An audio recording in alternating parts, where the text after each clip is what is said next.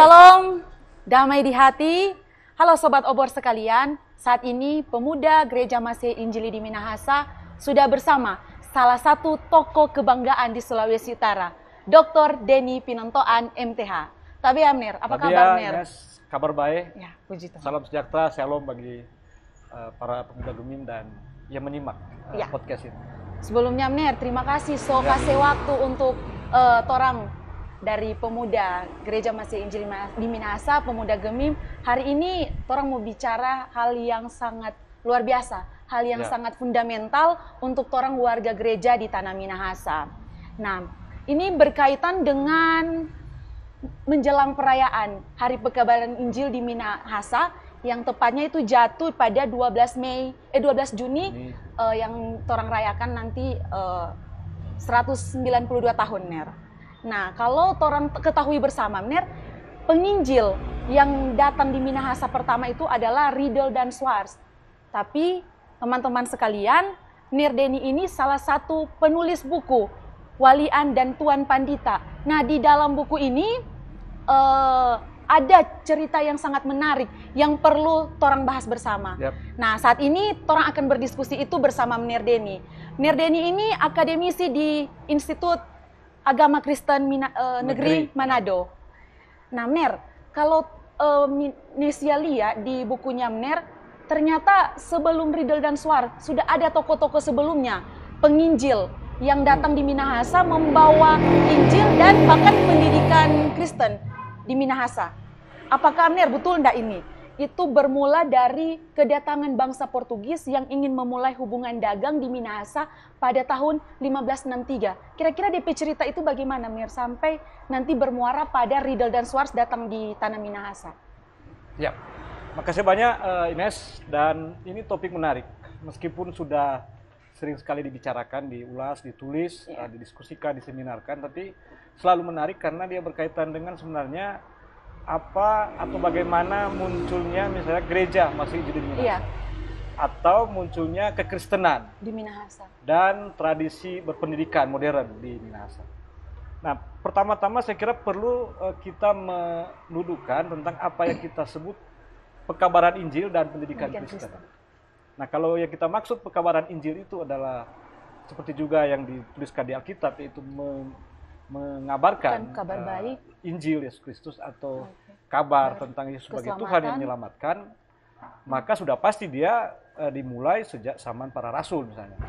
Paulus disebut-sebut sebagai rasul pertama-tama yang mulai membawa kabar baik keluar dari kelahiran kekristenan itu. Antioquia ke Roma, itu Eropa dan sebagainya. Dan dengan demikian maka kalau konsepnya yang kita sebut pekabaran Injil itu adalah tugas mengabarkan Yesus Kristus sebagai Tuhan yang menyelamatkan, maka kita harus mendudukan pada bahwa yang datang itu mulai katakanlah bangsa Eropa, Spanyol dan Portugis. Bangsa Spanyol Portugis tiba di sini itu 1530. Dan tentu tujuan mereka pertama-tama adalah tadi itu mencari daerah-daerah baru untuk mendapatkan rempah-rempah dan membangun hubungan dengan orang-orang setempat. Tapi bersama dengan itu, karena bangsa Portugis itu adalah bangsa yang dominan dengan Kristen Katolik, maka ikut serta juga dalam eksplorasi mereka itu adalah pater-pater. Nah, sehingga dicatat dalam sejarah kekristenan di daerah kita ini bahwa tahun 1563 terjadi pembaptisan pertama. Itu dilakukan oleh siapa, Mer? Itu oleh Pater Magalhaes di Manado. Nah, kira-kira itu letaknya itu di muara Sungai Tondano sekarang. Yang memisahkan antara Manado kota dan yang di sebelah itu yang ada jembatan. Dia membaptis Raja Manado dan Siau yang dibaptis 1500. Dan rakyatnya sekitar 1500. Dan itu tidak terjadi satu hari, sekitar 14 hari. Dan seperti itu kan dulu, begitu raja dikristenkan, maka sekaligus rakyatnya juga ikut serta.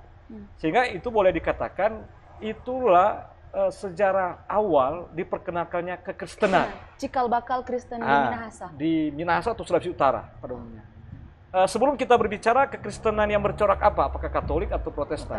Tapi itulah pertama kali Pater Magelhaens ini atau kekristenan perkenalkan karena dia membaptis dalam nama Allah Bapa, Anak dan Roh Kudus. Disitulah pemberitaan Injil dimulai, saya kira. Dan selalu bersama-sama dengan aktivitas itu atau pelayanan itu ada semacam katekisasi. Waktu itu sudah ada katekisasi yang dilakukan olehnya. Meskipun singkat, karena kan di situ mau menjelaskan mengapa mereka menjadi orang Kristen, apa dasar-dasar ajaran agama Kristen. Nah, itu yang kemudian juga di Protestan kan, katekisasi namanya. Dengan demikian dapat kita katakan bahwa ketika pembaptisan dimulai, begitu pekabaran Injil nyatakan saat itu juga pendidikan Kristen dimulai. Oh ya, karena sudah ada proses pengajaran di situ melalui katekisasi singkat. Itu dikenal di Katolik maupun di Protestan. Atau Kristen pada umumnya, Kristen apapun selalu ada proses pendidikan keagamaan. Aner, kalau itu kan mulai dari Katolik dimulai di zaman Portugis tahun itu. Nanti Protestan itu masuk di zaman di tahun keberapa, Mer? Ya. Jadi selalu kan itu berkaitan dengan politik global. Oh, ada campur tangan politik global. Jadi Portugis, Spanyol, dua bangsa Eropa yang selalu juga terlibat dalam perluasan wilayah kekuasaan. Tapi juga kan muncul negara-negara Eropa lain, misalnya Prancis, Jerman, kemudian Inggris, Belanda, yang terakhir. Nah, karena kaitan dengan geopolitik global itu, begitu berganti kekuasaan, maka berganti juga pihak yang memiliki akses untuk menyampaikan kabar baik itu.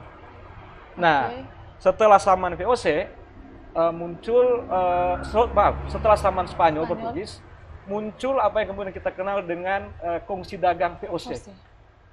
Itu berdirikan 1602. VOC itu berdiri 1602. Dan tidak lama dia sudah menjangkau ke wilayah ini. Wilayah yang dulu diduduki oleh Spanyol atau Portugis. Jadi boleh dikatakan VOC sudah eksis sejak 1602 itu atau 16 awal itu. Yang bersama dengan itu karena gereja Belanda juga memiliki kewajiban untuk melayani pegawai-pegawai VOC, maka diikutsertakan pula pendeta-pendeta Protestan. Salah satunya yang datang di Minahasa siapa? Nah, di dalam catatan sejarah disebutkan misalnya ada namanya De Bruyn, DS Bruyn. Itu sekitar abad 17, 16, pertengahan abad 17 lah. Lalu kemudian juga disebutkan Montanus. DS Montanus.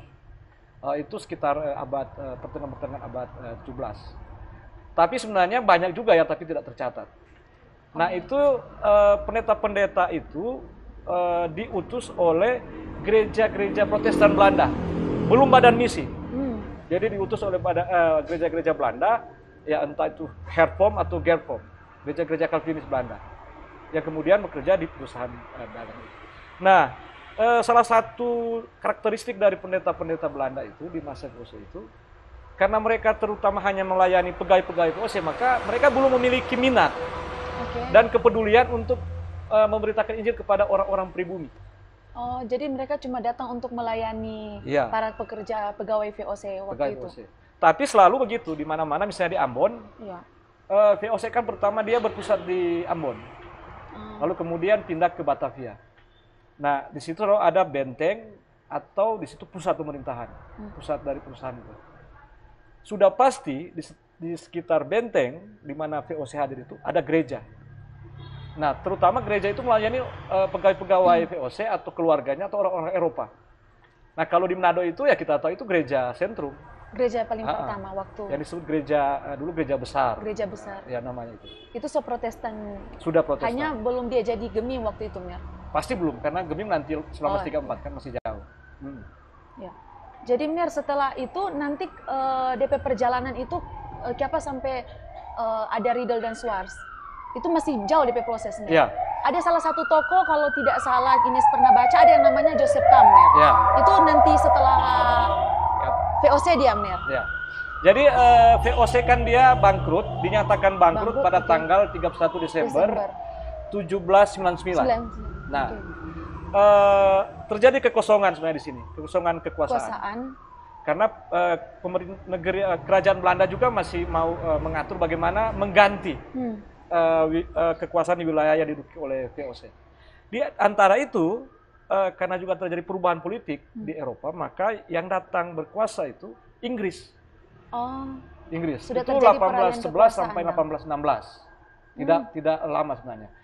Tapi di Rotterdam sudah berdiri satu badan misi namanya Netherlands Sendling Genootschap. Itu NZG. Ya, dia berdiri 19 Desember 79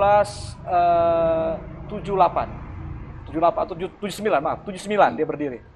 Jadi 19 Desember 79.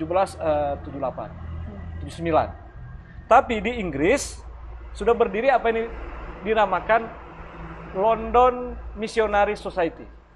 Dia berdiri 1775 yang London Missionary Society itu. Nah, NZG didirikan oleh orang-orang Kristen Calvinis Belanda yang dengan semangat baru. Karena mereka melihat gereja-gereja Belanda selama ini hanya memikirkan dirinya sendiri, tidak ada semangat penginjilan. Maka orang-orang misalnya Van der Kam dan sebagainya, bahwa kekristenan harus disampaikan ke segala penjuru dunia, sebagaimana diamanatkan di Alkitab juga. Iya. Nah, maka mereka mendirikan Netherlands Sendling Genootschap ini dengan semangat itu, yang memang dipengaruhi oleh Pietisme. Itu Pietisme sebuah gerakan Lutheran kan itu, Mer? Atau? Ya, yang agak pengaruh Calvinis, tapi itu umum di Eropa masa itu. Oh, oke. Yang mengutamakan kesalehan. Nah, lalu kemudian mereka merekrut orang-orang yang ingin mengabdikan hidupnya pada kerja penginjilan. Nah, salah satu yang direkrut itu namanya Joseph Kam. Nah, dia dikirim dari Rotterdam itu tahun 1814. Tapi karena waktu itu yang kemudian disebut Hindia Belanda dikuasai oleh Inggris, maka dia tidak bisa langsung datang ke wilayah Hindia Belanda ini. Nah, dengan demikian, Joseph Kam ini harus menggunakan fasilitas dari London Missionary Society. Oh, tidak menggunakan fasilitas NZG? NZG belum, tapi dia utusan NZG. Nah, dia tiba ke Hindia Belanda, dia ada berapa bulan di Surabaya, lalu kemudian dikirim ke Ambon. Nah, pertanyaannya kan, kenapa Ambon? Iya. Nah, kenapa Ambon lebih dulu, Nen? Kenapa Ambon? Karena VOC itu pertama-tama berpusat di Ambon sebelum Batavia. Sudah berdiri jemaat-jemaat buah penginjilan dari pendeta-pendeta VOC, pendeta-pendeta Protestan. Dengan demikian maka dipikirkan bahwa dia tidak terlalu sulit untuk kemudian masih mau mendekati orang setempat, karena sudah ada kekristenan di situ. Terutama yang di seputaran benteng. Nah, jadi si Joseph Kam eksis 1814. Lalu kemudian, nah ini sudah ada kaitan dengan Kristen Minahasa kan? Dia datang berkunjung ke Minahasa ini karena juga sudah mendengar bahwa sudah ada orang-orang Kristen yang berdiri sejak zaman VOC. Pada tahun 1817. Dia datang ke Minahasa. Mir, itu bisa ada identifikasi enggak alasan sampai Joseph Kam memilih untuk datang ke Minahasa setelah Ambon? Karena Ambon Minahasa ada kemiripan dengan Ambon kan, ada benteng, dan di situ pernah eksis VOC, sudah ada gereja besar, tapi kebanyakan gereja itu masih jemaatnya itu orang-orang Eropa. Iya, berarti kondisi Minahasa waktu itu sudah bisa tersebar ke luar daerah? Iya, sudah. Nah, tapi Ambon itu sudah berdiri sekolah guru, Hawkers yang mendirikan itu. Sehingga sudah tersedia tenaga-tenaga untuk membantu para sendling. Nah, ketika dia datang ke Minahasa 1817, dia bertemu dengan apa yang diistilahkan dalam tulisan-tulisan sejarah itu kepala-kepala. Nah, kepala-kepala itu menunjuk pada hukum besar, mayor. Dia datang ke Kawangkoan, Langon, dia berputar tuh mungkin mingguan saja, tidak menetap. Dan mereka menyampaikan bahwa mereka rindu sekali anak-anak mereka atau generasi di masyarakat mereka memperoleh pendidikan. Pendidikan modern. Karena sebelumnya kan sudah ada pendidikan tradisional. Maka Joseph Kam mendengar itu, wah, dia pikir ini penting ini. Penting. Nah, dia balik, tapi kemudian ternyata dia pikir dia perlu lagi datang. Jadi kedatangan yang pertama itu 1817, kedatangan kedua 1819. Nah, ketika dia datang kedua kali itu, dia sudah membawa paling tidak 4 guru orang Ambon. Itu siapa, Mer? Nah, ada yang memang meninggal, ada yang pulang. Tapi ada yang dia tinggal dan menetap di Minahasa, terutama di Kapataran, desa Kapataran sekarang, namanya Amos da Costa. Amos da Costa. Dia tinggal di sana, mengajar, karena kan Sendling belum banyak. Joseph Kam baru sendiri datang. Tapi di Manado sudah ada sejak tahun 1827, namanya Jan Gary Hellendoorn. Oh iya. Dia sebagai predikat. Sendling NC3 juga. Predikat apa dia yang dapat? Predikan. Predikan itu semacam kepala ini ya. Dia yang mengepalai urusan-urusan penginjilan dan dalam hal organisasi gereja. Itu diutus oleh NZG juga. NZG juga. Dia dari Medan. Dari Medan, lalu kemudian diminta oleh Joseph Kam untuk datang ke Manado. Jadi pusatnya di Manado. Lalu si Hellendoorn ini mendirikan sekolah.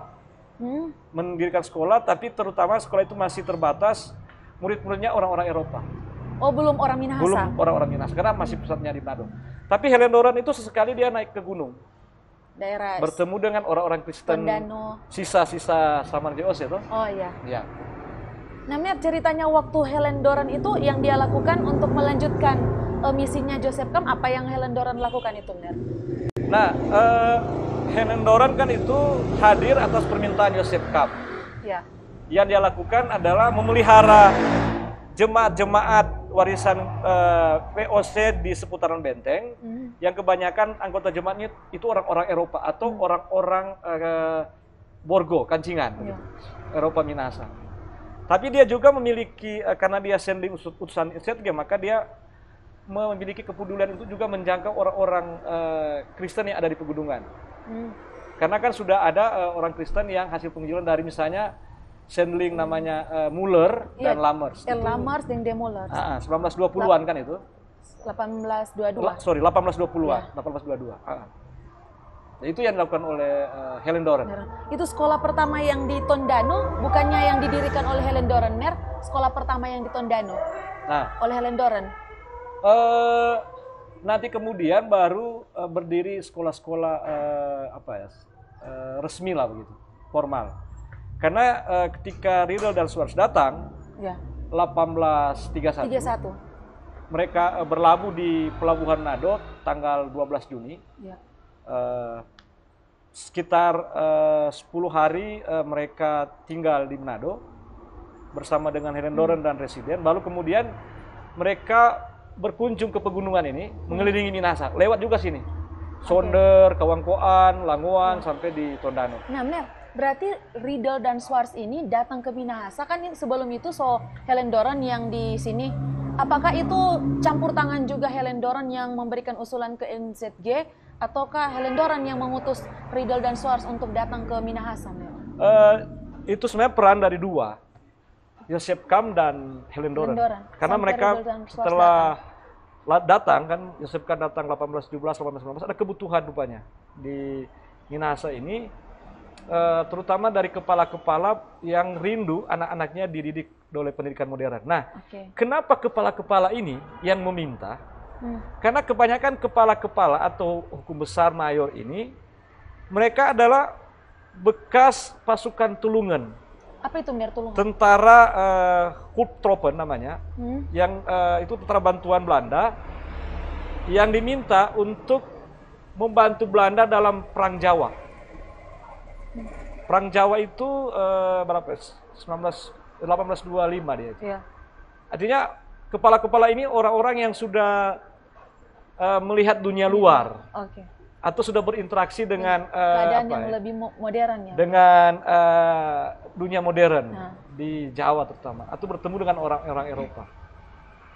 Oh, jadi Mer, kalau ini Dang, kenapa sampai cuma Riedel dan Swartz yang dikenal sebagai saat ini, Dang, sebagai penginjil di Tanah Minahasa? Adakah gerakan-gerakan yang memang mengidentikan ini mereka berdua yang membawa Injil di Minahasa dan pendidikan Kristen? Sehingga, tapi orang kan tidak bisa mengabaikan tokoh-tokoh sebelum ini yang tadi Mirso sebutkan. Mungkin ada sesuatu gerakan baru yang dilakukan oleh Riedel dan Suar sampai saat ini, sampai sekarang kalau orang mau lihat siapa yang membawa Injil di Tanah Minahasa, paling akan sebut dua nama itu, Mir. Ya. Itu memang kita harus akui perspektif atau ditetapkan berdasarkan metode dari organisasi gereja. Karena kan perayaan HUT PI itu secara resmi Gemim nanti Gemim berdiri. Tapi sebelum Gemim berdiri memang ada tradisi merayakan kehadiran dari Riedel dan Suar. Yang kemudian diperingati 200 tahun, misalkan tahun 1931 mereka oleh Indes Kerek merayakan 200 tahun kedatangan Riedel Suar. Nah, itu dilanjutkan oleh Gemim. Jadi ini menarik. Jadi ada pengaruh perspektif gereja kolonial bagi Gemim dalam menetapkan apa yang kemudian kita sebut HUT PI dan pendidikan di Tanah Minahasa. Padahal faktanya benar tadi, bukan hanya Riedel dan Suar yang berperan. Nah, di sini saya mengusulkan perlu mungkin ada perspektif baru. Peninjauan kembali sejarah, Mer. Peninjauan kembali perspektif baru untuk memahami sejarah pekabaran Injil dan pendidikan di Tanah Minahasa. 3 hal yang saya ingin usulkan. Pertama berkaitan dengan tokoh-tokohnya. Tokoh-tokoh? Selama ini kan yang disebut-sebut maaf, saya agak pengaruh sedikit feminis. Laki-laki. Oke. Riedel dan Suar. Misionaris adalah laki-laki. Iya. Padahal ketika Riedel Suar datang, Riedel sudah membawa istrinya memang, Maria Williams namanya, sudah berkeluarga dari Ambon. Tapi Suar nanti berkeluarga di sini. Istrinya namanya Femece Konstan. Nah, ketika mereka berkeluarga, mereka kemudian merekrut anak-anak muda Minahasa untuk dididik dalam sistem anak piara. Yang berperan di situ Riedel, Suar, ya pasti mereka assembly misionaris. Tapi juga tidak boleh dilupakan adalah istri-istri mereka. Yang juga turut ambil peran pasti dalam itu. pendidikan dan penginjilan. Paling tidak melalui sistem pendidikan anak piara. Jadi anak piara. Perspektif baru kita adalah yang disebut misionaris assembly itu laki-laki dan perempuan. Ya kan? Harus ada perspektif baru lagi ini. Ya. Kedua, dari segi kita menetapkan waktu. Ternyata tidak nanti 1831. Sudah jauh. Sudah, katakanlah patokannya itu 1563. Entah kemudian itu ya sudah jadi Katolik atau Protestan. Tapi pokoknya Injil ya, Mer? Pokoknya yang diperkenalkan Injil. Sudah 2 kan, dari segi tokohnya, laki-laki dan perempuan, lalu kemudian segi waktu. Ketiga, ini penting sekali, yaitu keterlibatan guru-guru pribumi. Yang turut ada peran juga, Mir. Penting sekali. Yang ini kurang orang dengar, Mir. Bahwa orang Minahasa, apalagi orang Minahasa kan, Mir. Ya, itu bagaimana, Mir? Ya, jadi kan sekolah pendidikan guru sudah lebih dulu ada di Ambon. Nah, jadi ketika si Yosef Kam datang, dia membawa serta 4 guru Ambon. Berarti pribumi. Pribumi, iya. Nah, yang kemudian tinggal dan menetap itu Amos da Costa. Amos da Costa. Di Kapataran, istrinya Mewengkang. Lalu kedua, ketika Riedel dan Suar mulai melakukan pekabaran Injil, mereka membentuk apa yang disebut dengan sistem anak piara. Mereka merekrut paling tidak dua nama ini yang disebut orang Minahasa. Riedel mengangkat Silvanus Item sebagai anak piaranya untuk dididik. Lalu Suar mengangkat namanya Adrianus Angkow untuk kemudian dididik. Dan 2 orang inilah yang boleh kita katakan sebagai guru pertama orang Minahasa.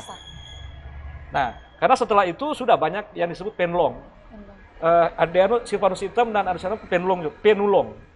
Jadi artinya mereka bekerja sebagai yang membantu tugas-tugas seni. Jadi keterlibatan orang-orang setempat. Jadi kekristenan itu tidak melulu hanya orang-orang Eropa. Bahkan ada satu tulisan dari Samratulangi tahun 1914 kalau tidak salah. Dia menulis begini, ya, Riedel dan Schwartz telah berperan penting bagi kekristenan di Minahasa. Mereka sebagai guru. Tapi kalau tidak ada murid, kekristenan tidak akan eksis atau tidak akan sia-sialah pekerjaan mereka.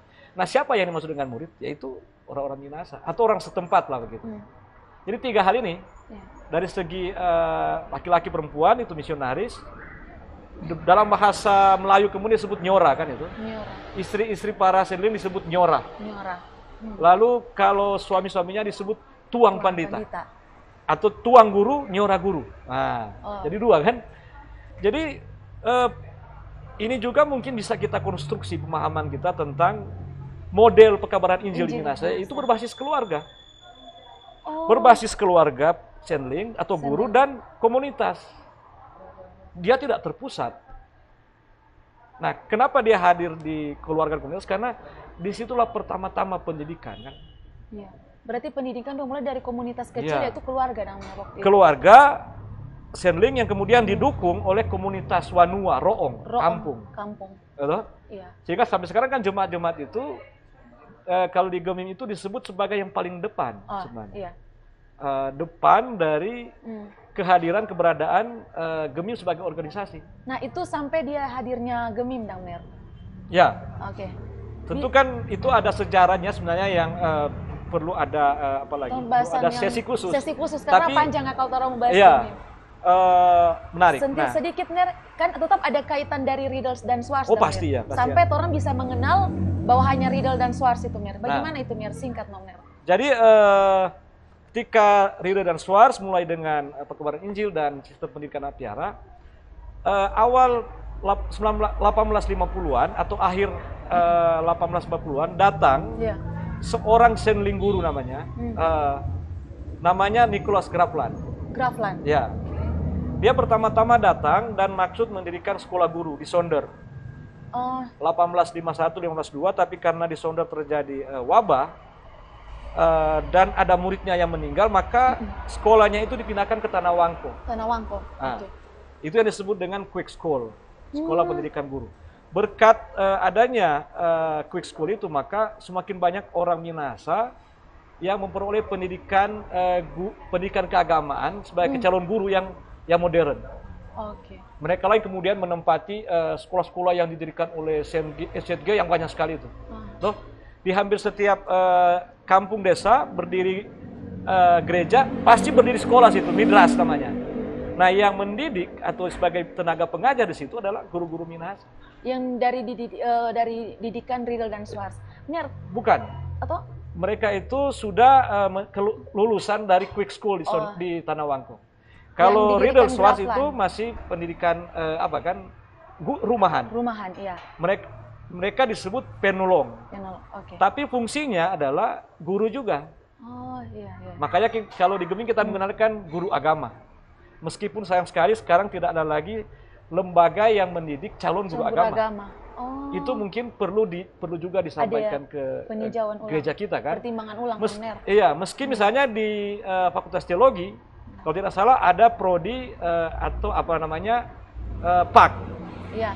Pendidikan. Tapi yang kita kenal dulu itu guru agama lulusan PGA dulu. Nah, sehingga di tata gereja kita yang disebut dengan Pelsus itu 4 kan? 4 jabatan. Pendeta, penatua, diaken, ini yang mau hilang. Guru agama. Penatua diaken itu yang dari Schwartz gagasan kamu? Itu dari gereja Belanda. Berarti tetap ada campur tangan dari sana. Ner, tadi orang butuh sesi sendiri lagi tentang ini. So ada beberapa topik yang sekiranya Mir tetap berkenan selanjutnya tentang sejarahnya Gemim jadi suatu lembaga dan yang tadi tentang guru agama. Cuma Mir ada satu hal yang menarik ya. Kebetulan kan ini diprogramkan oleh pemuda Gemim. Tadi Mir sempat sampaikan bahwa Schwartz itu mengumpulkan pemuda-pemuda.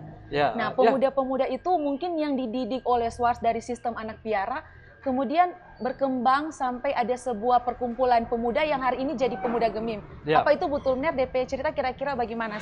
Ya. Jadi memang kalau dalam studi-studi sejarah, terutama kaitan dengan salah satu bagian akhir dari studi sejarah itu disebut historiografi. Ya. Itu tinggal penulisan. Nah, mengumpulkan data, memverifikasi data, lalu kemudian tiba pada penulisan. Selalu ada pentahapannya. Ya. Makanya kan ada tahap kedatangan Katolik, fase penginjilan zaman VOC, ya. Lalu fase penginjilan zaman NZG. Nah, ada fase seolah-olah konflik antara NZG dan gereja kolonial itu. Nah, itu terjadi mulai tahun 1875. Ketika badan misi ini, semacam sekarang yayasan, dia kekurangan dana. Sementara dia sudah mendirikan gereja-gereja dan sekolah-sekolah di banyak tempat, bukan hanya di Minahasa, sudah meluas Sulawesi Tengah, Sumatera, dan sebagainya. Tapi juga dia sudah mempekerjakan banyak misionaris, sendling. Masalah dana. Mau ambil di mana dana untuk menggaji mereka, untuk mengadakan pengadaan bahan-bahan untuk di sekolah. Maka NZG mengalami dilema. Sekarang Inisekerek menawarkan, Inisekerek itu punya banyak uang karena dia didanai oleh negara, pemerintah Hindia Belanda. Maka akhirnya keputusan mulai tahun 1875 itu jemaat-jemaat kecuali sekolah ya, jemaat-jemaat yang diberikan oleh NZG diserahkan ke Inisekerek. Nah, Gemim lahir dari rahim Inisekerek itu. Meskipun embrionya itu dari NZG. Begitu kan? Bisa dipahami nih. Jadi ada rahim, wadah, tapi pembuahannya itu dari zaman NZG. Bahkan zaman Katolik, zaman Spanyol. Jadi kalau mau mengikuti proses biologis dalam manusia itu bisa katakan begitu. Dia kemudian menemukan rahimnya, wadahnya itu di Inisekerek. Nah, di tahun-tahun 1920-an itu terjadi konflik antara guru-guru Injil orang Minahasa dengan Inisekerek. Nah, guru-guru Injil ini protes bahwa mereka yang paling depan, tapi karena mereka bekerja pada NZG gajinya kecil. Sementara yang disebut Inlandslerar itu ada juga yang dari guru kemudian diangkat jadi pendeta di Inisekerek, gajinya besar. Sementara yang paling di depan itu adalah guru-guru Injil ini. Kemudian mereka menyatakan protes pada Inisekerek, datang yang kemudian coba rekonsiliasi itu termasuk De Vrede yang kemudian jadi ketua Sinode Gemim pertama. Selesainya adalah berdirinya Kerapatan Gereja Protestan Minahasa. Itu 1933 kan? Jadi KGPM lebih dulu berdiri dari Gemim. Gemim karena dia masih mengikuti mekanisme prosedur dalam Inisekerek yang Kerkbeksturnya berpusat di Batavia, akhirnya dia nanti berdiri 1934. Jadi sampai di situ. Organisasi kepemudaan Kristen itu mulai bergema itu sejak diadakan konferensi-konferensi Badan Misi Internasional. Itu dilakukan di mana, Mbak? Ada yang di Yerusalem, Tambaran. Nah, di masa itu sudah berbicara tentang pentingnya kekristenan itu digerakkan oleh Roh Kudus untuk menuju apa yang disebut dengan gereja Kristen yang esa, oikumene. Meskipun nanti dia mewujud kemudian. Karena dalam pertemuan-pertemuan Badan Misi Internasional ternyata badan misi yang ada di dunia ini banyak sekali. Meskipun yang tergolong tua London Missionary Society dan NZG. Tapi sudah berkembang dengan corak kekristenan yang macam-macam. Nah, karena kebermacam-macaman ini maka muncul juga denominasi gereja yang bermacam-macam, buah dari reformasi sebenarnya. Tapi sudah dipikirkan bagaimana di ladang misi gereja-gereja ini organisasinya bisa berbeda-beda, tapi dia sudah harus bisa saling kolaborasi. Sudah saling bekerja sama.